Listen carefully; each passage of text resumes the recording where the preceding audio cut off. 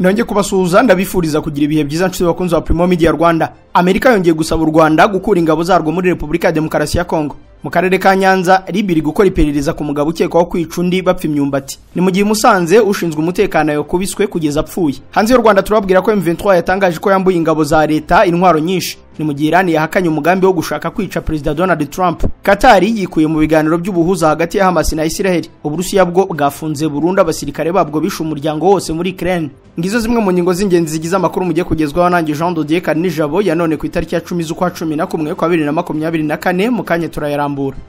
Ese ufite imbogamizi zo kugenda? Ufite imbogamizi mu kubona? Ese hari waba ufite imbogamizi z'uruhu? Ese waba ufite imbogamizi mu kumva no kuvuga? Ese waba ufite imbogamizi mu kugenda, mu mitekerereze, mu kumva, mu kuvuga? Ese waba ufite imbogamizi mu kubona?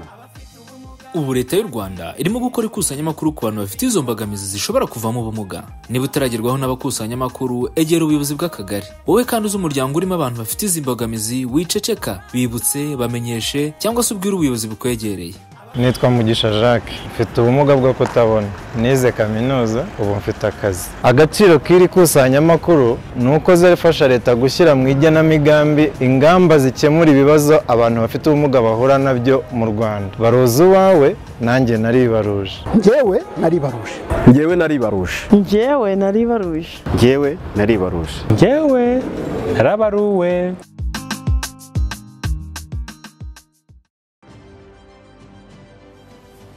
Ikaze muri aya makuru arambuye duhereye kuri Dr Pierre Damien Habumuremyi wahawe imirimo mishya. Dr Pierre Damien Habumuremyi wigeze kuba Minisitiri w'Intebe w'u Rwanda yahawe imirimo mishya agirwa umwe mu bagize inama y'inararibonye urubuga ngishwanama rw'inararibonye z'u Rwanda. Ni inshingano Dr Habumuremyi yahawe n'inama ya Minisitiri yateranye ejo kuwa gatandatu ikaba yari yobowe na President Paul Kagame. Abandi bahawe inshingano nk'abagize ruriya rwego barimo Ambasaderi Zaina Nyiramatama wabaye Ambasaderi w'u Rwanda mu bihugu birimo Maroc na Ambasaderi Dieudonné Sebashongore wabaye Ambasaderi w'u Rwanda mu bihugu bitandukanye birimo n'Ububirigi. Amerika yongeye gusaba u Rwanda gukura ingabo muri Repubulika ya Demokarasi ya Kongo. Leta z'Ubumwe za Amerika zatangaje ko zihangayikishijwe cyane na raporo zo kurenga ku ihagarikwa ry'imirwano mu burasirazuba bwa Repubulika ya Demokarasi ya Kongo, isaba ibihugu byombi gufata ingamba zihuse kugira ngo iki kibazo gikemuke. Itangazo rya Amerika riragira riti Amerika ihangayikishijwe no kurenga ku ihagarikwa ry'imirwano ibera mu burasirazuba bwa Repubulika ya Demokarasi ya Kongo, kandi irahamagarira u Rwanda guhita rukura abakozi n'ibikoresho byose by'ingabo z'u Rwanda harimo na systeme za misile ziraswa kure ku butaka. Muri ritangazo ibiro bya Amerika bishinzwe ibibazo bya Afrika byongeye gushimangira ko u Rwanda rukeneye guhagarika guhungabanya GPS muri aka karere kubera ko bivugwa ko bigira ingaruka ku bikorwa bya gisirikare ndetse na gisivile muri Repubulika ya Demokarasi ya Kongo. Byongeye kandi iryo tangazo ryasabye Repubulika ya Demokarasi ya Kongo guhagarika gushyigikira FDLR umutwe w'inyeshyamba maze igihe kinini uteza amakimbirane hagati y'ibihugu byombi. Ibi byose biravugwa mu gihe u Rwanda rwo rudahwema guhakana ibirego by'uko rwaba rufite ingabo mu burasirazuba bwa Kongo, ndetse mu kiganiro aherutse kugirana na BBC ubwo yongeraga kubazwa iki kibazo Minisitiri w'Ububanyi n'Amahanga w'u Rwanda Ambasaderi Olivier Nduhungirehe yavuze ko ibyo ari by'abategetsi ba Kongo bavuga mu itangazamakuru gusa ariko ko batajya babihingutsa mu biganiro by'i Rwanda. Ku rundi ruhande u Rwanda narwo rurega Repubulika ya Demokarasi ya Kongo gucumbikira no gufasha umutwe wa FDLR washinzwe n'abasize bakoze jenoside yakorewe abatutsi mu Rwanda. Ibyo bikaba ariyo mpamvu nyamukuru yakomeje guhungabanya umubano w'ibihugu byombi. Amakuru y'ibikoresho bihambaye by'igisirikare cy'u Rwanda birimo surface to air missiles ku mupaka ngo ni uburyo bushobora guhungabanya systeme za GPS. Amerika ivuga ko ibi biteye impungenge mu gihe u Rwanda ngo rubyita ko ari ingamba z'ubwirinzi rwashyizeho. Ahanini byatewe nuko indege z'indwanyi za FARDC zari zimaze kuvogera ikirere cy'u Rwanda inshuro zirenze imwe, ndetse imwe mu ndege zayo z'indwanyi Sukhoi 25 yarasiwe mu kirere cy'u Rwanda nyuma y'uko indi yari yabanje no kugwa ku Gisenyi nta burenganzira. Mu makuru avugwa mu turere ribiri gukora iperereza ku mugabo ukekwaho kwica undi bapfa imyumbati. Urwego rushinzwe ubugenzacyaha mu Rwanda rwatangiye gukora iperereza ku mugabo w'Inyanza ukekwaho kwica mugenzi we bapfa imyumbati.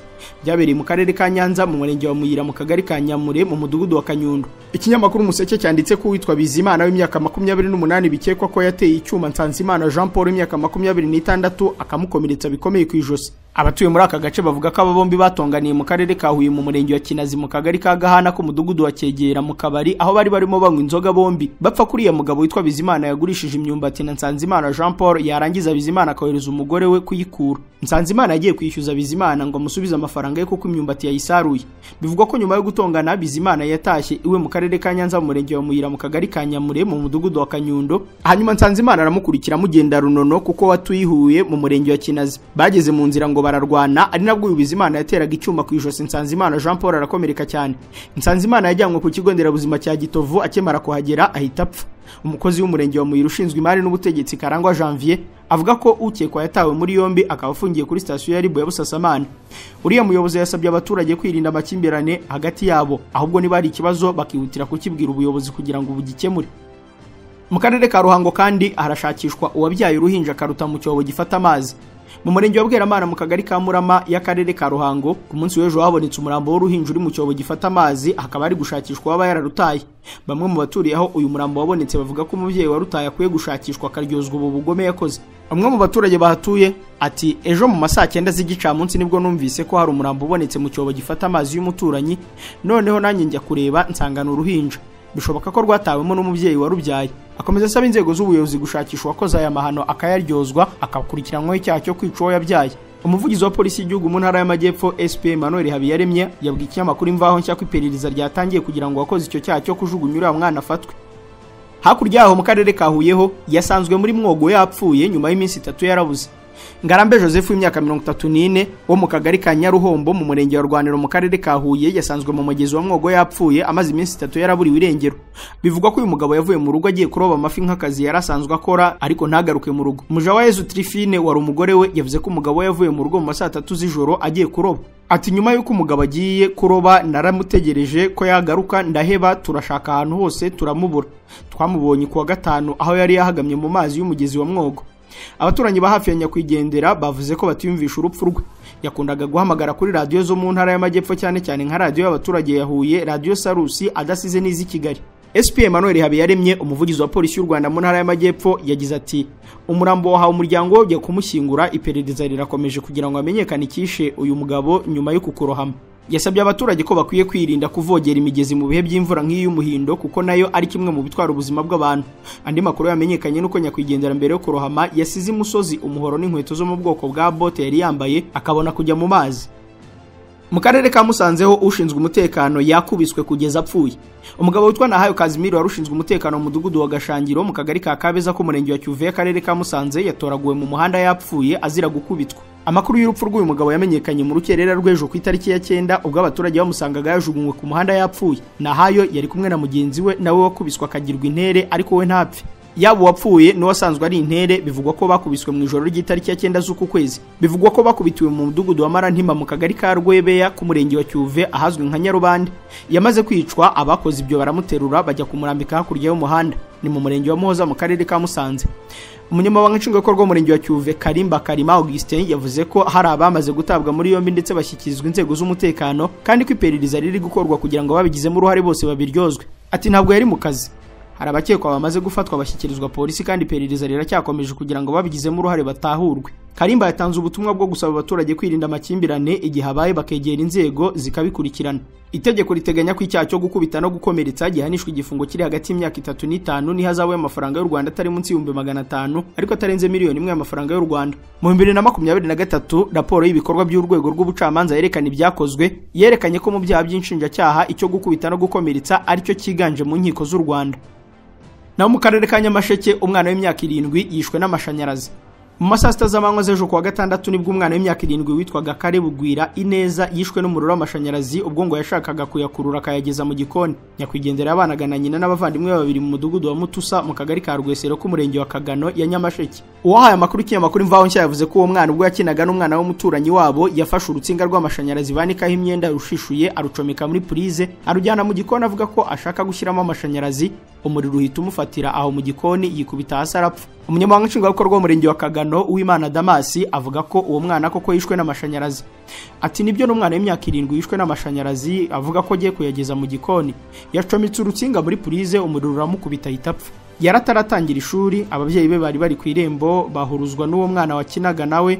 Umubyeyi ejo asanga byarangiye. Yasabye ababyeyi kujya bakurikiranira hafi abana babo igihe bari mu rugo bakina, bakareba imikino bakina ko nta ngaruka yabagiraho, kuko nk'uyu mubyeyi yagira amakenga akareba iby'abana barimo, ubuzima bw'uyu mwana buba butahatakariye. Yanavuze ko ababyeyi bakwiye kubwira abana ububi bwo gukinisha insinga n'ibijyanye byose n'amashanyarazi n'ibindi byose bishobora gushyira ubuzima bwabo mu kaga. Mu karere ka Gatsibo ho abayobozi b'utugari 8 basezeye mu kazi. Abanyamabanga nshingwabikorwa b'utugari 8 na SEDO bo mu mirenge itandukanye y'akarere ka Gatsibo banditse amabaro yo gusezera mu kazi. Aba banyamabanga nshingwabikorwa basezeye mu kazi nabo mu mirenge ya Kiziguro, Muhura, Kageyo, Gitoki, Nyagihanga na Remera. Impamvu nyamukuru yo gusezera yakomotse ku kuba bamaze igihe kinini bamwe muri bo batubahiriza inshingano zabo nk'uko bikwiye. Aba bayobozi batangiye kwandika aya mabaruwa yo gusezera kuva ku itariki ya 6 kugeza ku ya 8 z'uku kwa 11. Benshi barashinjwa kwakira amafaranga y'imisanzu y'ubwisungane mu kwivuza y'abaturage aho kuyajyana kuri banki bakayishyirira mu mifuka yabo. Abandi bagiye bakira amafaranga ya ejo heza y'abaturage bakayarya, mu gihe harimo n'abagiye bashuka abaturage bahawe inka muri gahunda ya Girinka bakazigurisha bakabagurira inyana ntoya, andi mafaranga bakayagabana.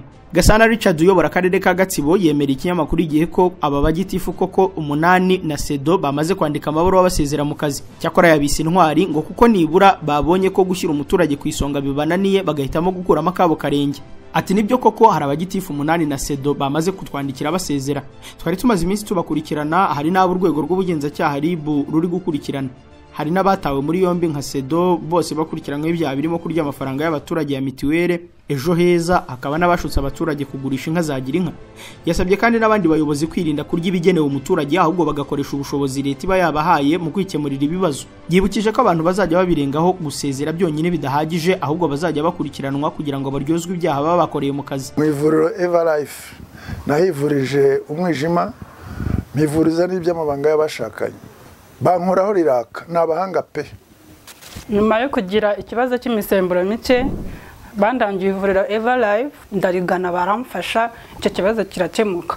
Nyuma naje kujyana n'umubyeyi wanjye afite ikibazo cya hypertension, ubu ngubu ni muzima. Nashishikariza abantu bafite ibibazo by'imisemburo bigatuma batabyara, bigatuma imihango yabo itaza neza nk'uko bikwiye, kuba mwagana ivuriro Everlife bakabafasha. Murakoze cyane. Ivuriro Everlife rikorera Nyabugogo rimaze kuba ubukombe mu Rwanda no hanze yarwo mu kuvura indwara bakoresheje imiti y'ibimera kandi itunganyijwe neza mu buryo bw'ibinini, poudre cyangwa liquide.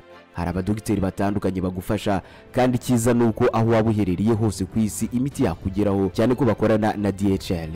Mu ndwara bavura twavugamo nk'iz'imyororokere zose, kurangiza vuba no kubura ubushake, indwara zifata abadamu zose, igwingira ry'igitsina, indwara nk'umwijima, diabete, amara, igifu, asima. Abifuza kuva ku biyobyabwenge nabo barabafasha. Ku bindi bisobanuro wahamagara cyangwa ukandikira muganga. Everlife, icyizere cy'ubuzima. Mu makuru avugwa hanze y'u Rwanda, M23 yatangaje ko yambuye ingabo za leta intwaro nyinshi. Lawrence Kanyuka, umuvugizi w'umutwe witwaje intwaro M23, yatangaje ko abarwanyi babo bambuye ihuriro ry'ingabo za Repubulika ya Demokarasi ya Kongo intwaro nyinshi. Yasobanuye ko izi ntwaro zafatiwe mu mirwano yabereye mu gace ka Mushaki muri teritwari ya Masisi muri Kivu y'Amajyaruguru. Yagize ati turamenyesha abantu bose ko ingabo za ARC zatsinze kinyamwuga ihuriro ry'ingabo za leta ya Kinshasa ryiyemeje kurenga ku gahenge ryica abasivile rinatera ubuhunzi bw'abantu benshi. Umuvugizi wa M23 yasobanuye ko ubwo iri huriro ryatsindwaga ryasahuye inka z'abaturage bo muri Mushaki no mu nkengero zirenga 150. Kanyuka yatangaje ko yifatanyije n'abatuye muri Goma mu kababaro k'umutekano muke batewe na leta ya Kongo igenzura uyu mujyi, kandi ko yamaganye ubugizi bwa nabi bukomeje gukorerwa mu bice bituwe cyane. M23 yashinje ingabo za leta kurenga ku gahenge nyuma y'iminsi ine hashyizweho urwego ruvuguruye rushinzwe kugenzura ibahiriza ryako rishingiye ku mwanzuro wafatiwe mu biganiro by'i Rwanda muri Angola. Tariki ya 16 z'uku kwezi biteganyijwe ko intumwa z'u Rwanda n'iza Kongo na Angola zizasubira mu biganiro i Rwanda zisuzuma iyubahirizwa ry'aka gahenge, uko FDLR izasenywa no kuba u Rwanda rwakuraho ingamba z'ubwirinzi rwashyizeho. Mu yandi makuru, umujyanama wa Trump yabwiye Ukraine kuvana y'amaso ku ntara ya Crimea yigaruriwe n'Uburusi. Brian Lanza, umujyanama wa Perezida Donald Trump, yavuze ko Ukraine ikwiye kugira intego nyayo mu ntambara yihuza n'Uburusiya, kandi ko igomba kwakira ko agace ka Crimea Uburusiya bwigaruriye itazagasubizwa. Brian Lanza yabwiye BBC ko ubuyobozi bwa Trump buzashishikariza Perezida wa Ukraine Volodymyr Zelensky kwivanamo ko uduce Uburusiya bwigaruriye tuzagaruka. Yavuze ko icyo Trump azashyira imbere ari ukureba uburyo intambara Uburusiya na Ukraine birimo yahagarara aho kwiringira ibidashoboka. Lanza yavuze ko ibyo Ukraine iri gusaba Uburusiya byo gusubizwa Crimea atari byo bizageza ibihugu ku mahoro arambye. Uburusiya bwigaruriye Crimea mu 2014. intambara yatangiye mu 2022 nayo yatumye Uburusiya bwigarurira 20% by'ubundi butaka bwa Ukraine. Ranza kandi yavuze ko Trump najya ku butegetsi atazakomeza gutanga inkunga ya gisirikare yo gufasha Ukraine mu ntambara. Tukivuga kuri Trump n'ubutegetsi bwe, Iran yahakanye umugambi wo gushaka kumwica. Guverinoma ya Iran yahakanye ibirego bya Leta Zunze Ubumwe za Amerika by'uko yaba yaragize uruhare mu gushaka kwica Donald Trump uherutse gutorerwa kuyobora icyo gihugu. Trump yarusimbutse kabiri mu mezi anashize ubwo hari abantu bashakaga kumurasira mu bikorwa byo kwiyamamaza. Inzego z'ubutabera muri Amerika zatangaje ko hari umuntu witwa Farhad Shakeri wasabwe na Leta ya Iran kugaragaza umugambi afite wo kwica Trump. Uwo muntu ngo yari yahawe n'ubundi butumwa bwo kwica abanyamerika n'abanyayisiraheli imbere muri Amerika. Umuvugizi wa Minisiteri y'Ububanyi n'Amahanga ya Iran Ismail Baghaei yatangaje ko ibyavuzwe na Amerika ari ibinyoma. Yavuze ko ari umugambi wa Israel wo gushaka gukomeza kugaragaza Iran nabi mu maso y'amahanga. Mu kwezi kwa karindwi Trump yarasiwe mu bikorwa byo kwiyamamaza muri Leta ya Pennsylvania. Icyo gihe yarashwe ugutwi. Ubwa kabiri byabaye mu kwezi kwa 9 ubwo yaragiye gukina golf. Qatar yo yikuye mu biganiro by'ubuhuza hagati ya Hamas na Israel. Qatar yatangaje ko ivanye mu biganiro by'ubuhuza hagati ya Israel n'umutwe wa Hamas kubera ko nta bushake impande zombi zigaragaza bwo gukemura amakimbirane. Qatar imaze igihe iyoboye ibiganiro hagati ya Israel na Hamas hagamijwe ko impande zombi zibasha guhererekanya imbohe ndetse no guhagarika intambara imaze umwaka ibera muri Gaza. Leta ya Qatar yatangaje ko yiteguye gukomeza kuba umuhuza mu gihe cyose impande zombi zayigaragariza ko ziteguye ibiganiro bitanga umusaruro. Binavugwa ko kwivana mu biganiro kwa Qatar kuza kujyana no gufunga ibiro by'abayobozi bakuru ba Hamas bakimurirwa muri Turkiya, nubwo Qatar ntacyo yabivuzeho. Nubwo na Hamas yakunze kwinangira ku kijyanye no guhagarika intambara imaze guhitana abasaga 43,000, Yoav Gallant wahoze ari minisitiri w'ingabo wa Israel nawe aherutse kuvuga ko minisitiri w'intebe wa Israel Benjamin Netanyahu nta bushake afite bwo gutahura imbohe z'abanya-Israel ziri mu maboko ya Hamas. ICC igiye gukurikirana umushinjacyaha washinje Netanyahu na Putin ibyaha by'intambara. Urukiko mpuzamahanga mpanabyaha ICC rugiye gutangira iperereza ku byaha by'ihohoterwa rishingiye ku gitsina bikekwaho umushinjacyaha mukuru w'urwo rukiko Karim Khan ari nawe washinje minisitiri w'intebe wa Israel Benjamin Netanyahu na perezida w'Uburusiya Vladimir Putin ibyaha by'intambara. Ibiro ntaramakuru Associated Press byatangaje ko iyo dosiye ye yatangiye kuvugwa mu kwezi kwa 5 uyu mwaka, ibyumweru bike mbere yuko umushinjacyaha Karim Khan ashaka gukora impapuro zo guta muri yombi minisitiri w'intebe wa Israel Benjamin Netanyahu. Abakozi babiri b'uru rukiko bavuga ko uwo mugore wahohotewe yabibwiriye ko Karim Khan yamukoreye ihohoterwa rishingiye ku gitsina. Ibyo biro ntaramakuru kandi byanditse ko uwo mugore yamaze kubazwa n'abashinzwe kugenzura imikorere y'urwo rwego imbere mu kigo, ariko yanga gutanga ikirego ngo kuko atari yizeye urwo rukiko. Bivugwa ko ibyo birego byamaze kugezwa ku rwego rushinzwe kugenzura imikorere y'urwo rukiko mu kwezi gushize, nubwo umushinjacyaha Karim kandi yahakanye ibyo kugira igikorwa kibi yaba yarakoze, asaba ko habaho iperereza. Amakuru agaragaza ko muri iki cyumweru hatanzwe inyandiko igaragaza ko yakuwe mu nshingano by'igihe gito mu gihe gikorwa iperereza. Bivugwa ko urwo rwego rutatangaje niba kandi nawe yamaze kubisabwa mu buryo bwemewe n'amategeko. Mu kwezi kwa 3 2023 nibwo umushinjacyaha Karim kandi yashyizeho impapuro zo guta muri yombi perezida Vladimir Putin na komiseri ushinzwe uburenganzira bw'abana Livova Belova bashinjwa kujyana abana bo muri Ukraine mu Burusiya mu buryo bunyuranyije n'amategeko babambuye imiryango yabo. Uburusiya bwo bwagaragaje ko abana bakuwe muri icyo gihugu kubera impamvu z'umutekano wabo. Igihugu cy'Uburusiya kandi cyanafunze burundu abasirikare bacyo bishe umuryango wose muri Ukraine. Urukiko rwo mu Burusiya rwakatiye abasirikare babiri babwo gufungwa burundu kubera kwica umuryango w'abantu 9 mu karere bwigaruriye muri Ukraine, mu rugero rw'imboneka rimwe rw'Uburusiya rwo kuryoza ingabo zabwo ibyaha zishinjwa byo mu ntambara. Umuryango wose wa Kapkanet wiciwe mu rugo rwawo mu karere ka Donetsk mu majyepfo ashyira uburasirazuba bwa Ukraine mu mwaka ushize, wicwa na Anthony Sopov w'imyaka 21 na Stanislav Lau w'imyaka 28 nk'uko abashinjacyaha babivuze. Mu bishwe harimo abana babiri. Icyo gihe uwo muryango wari uri mu birori byo kwizihiza isabukuru y'amavuko nk'uko umuvunyi wa Ukraine Dmytro Rubinet yabivuze umunsi umwe nyuma y'ubwo bwicanyi. Amakuru amwe y'urwo rubanza ntasobanutse nko kumenya niba abo basirikare baremeye icyaha kuko urubanza rwabereye mu muhezo kubera ibanga rya gisirikare nk'uko bitangazamakuru byo mu Burusiya bibivuga. Uburusiya bukunze guhakana ibirego byose byo gukora ibyaha byo mu ntambara muri Ukraine, nubwo hari ibimenyetso bicukumbuye simusiga bibushinja ibyo byaha. Ibyo birimo nko kurasa ku nyubako yo mu mujyi ya Mariupol yari icumbikiye abantu babarirwa mu magana kwabaye mu kwezi kwa 3 kwa 2022 n'iyicwa ry'abantu babarirwa mu magana mu mujyi wa Bucha muri uko kwezi. Ingabo z'Uburusiya zinashinjwa kugira ibyumba bikorerwamo iyicarubozo mu bice byo muri Ukraine zigaruriye, aho abasivile n'imfungwa z'intambara bakorerwa iyicarubozo ndetse rimwe na rimwe bakicwa. Umuryango w'abibumbye ushinja ingabo z'Uburusiya ziri muri Ukraine gufata abagore ku ngufu, iyicarubozo rikorerwa henshi n'ubwicanyi, ndetse urukiko mpuzamahanga mpanabyaha rwasohoye inyandiko zo guta muri yombi perezida w'Uburusiya Vladimir Putin. Bakunze wa Primo Media Rwanda, uru rubanza rw'abasirikare bo mu Burusiya bashinjwa kwica umuryango wose muri Ukraine niyo dusoreje amakuru ari kugarukwaho. Reka mbashimire kwa mwarimu yakurikiye, bararikire gukomeza kureba ibindi biganiro bikuru urubuga. Mugira amahoro.